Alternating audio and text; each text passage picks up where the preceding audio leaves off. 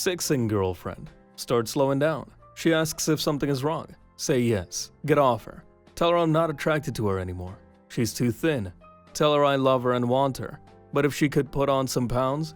She agrees. Starts pigging out, eating anything she wants. She packs on the pounds. I cheer her on, pretending to be more and more attracted to her. This goes on for like 4 months. She gained at least 60 pounds. She's getting stretch marks everywhere.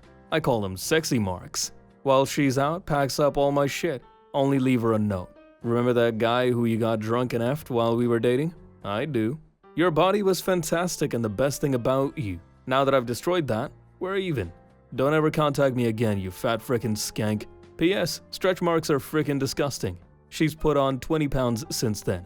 Be me. Mad. Play Minecraft. Not mad anymore.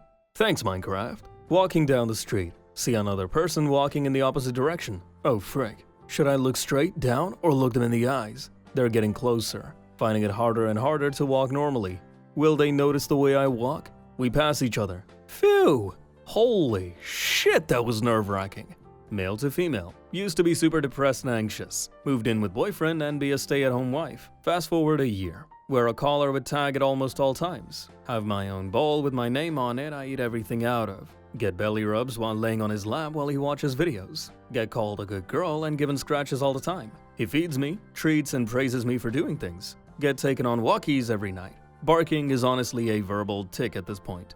Grind on his leg, whining and panting when I'm corny until he gives me the attention I need. Spend every night curled up on my master's lap while he pets my hair and looks at memes on his phone and I happily drift to sleep. I'm hardly a housewife at this point. I've been a pet for months now. Most of my friends just refer to me as a dog at this point and give me similar treatment. I know I should feel weird about it, but it's the happiest I've ever been in my life, and the further it goes, the more blissfully thoughtless I feel. Sometimes when I'm getting belly rubs, I genuinely forget how to understand words and just go off of the tone and just happily enjoy what I assume is praise. Why don't you let yourself finally be happy and feel loved all the time and take the pet pill, Anon?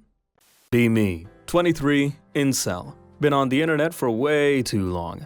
Reading about women, dating, and how to fix myself. That feeling when I have no luck with girls, never had a girlfriend, don't know what a date feels like. Get a message from some girl named Willow. She says she wants to get to know me.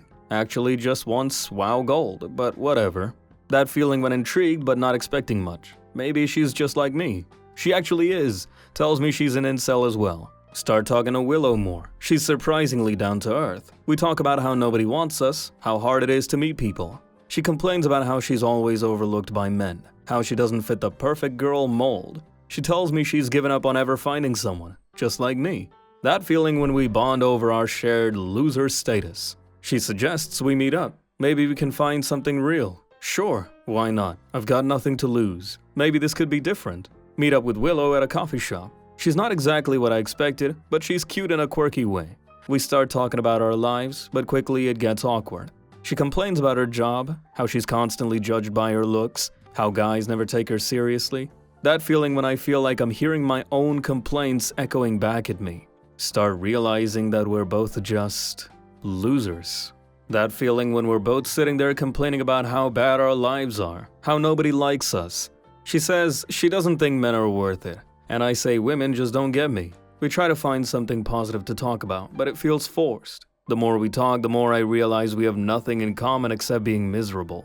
She complains about how she's not hot enough, and I complain about how I'm too unattractive. That feeling when we just keep one-upping each other with our loser status, like we're competing for who has it worse. By the end of the date, I can't even pretend I'm interested. She's not bad, but the whole thing just feels wrong. We're both too stuck in our self-pity to make anything work. She says we should try again sometime, but I know it's not going anywhere. My face when I just realized that being a loser doesn't magically make two people compatible. We're both stuck in our own toxic mindsets, and it's never going to work. That feeling when I finally understand that maybe I need to change things about myself before I even think about dating again.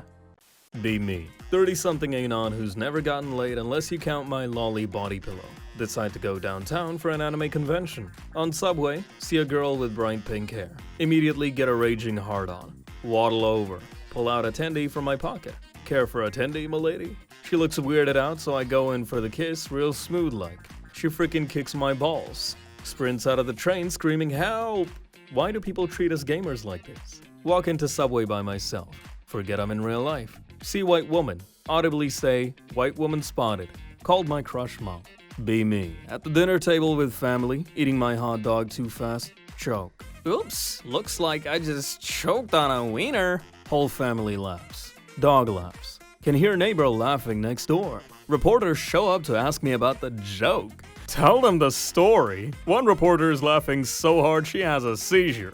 Paramedics are laughing too hard to help. She dies. Newscast airs. Whole town is laughing so hard that people are passing out and dying. Military helicopters inbound. One crashes because the pilot is laughing too hard. Government deems the town to be some sort of bioweapon. Dumps nuclear payload. Whole town is obliterated, but the country is safe. My face when I'm a funny guy. Be me. 20. Stuck living at home after dropping out of college. Dad remarried last year to this woman named Claire, and she has an 18-year-old daughter, Leona.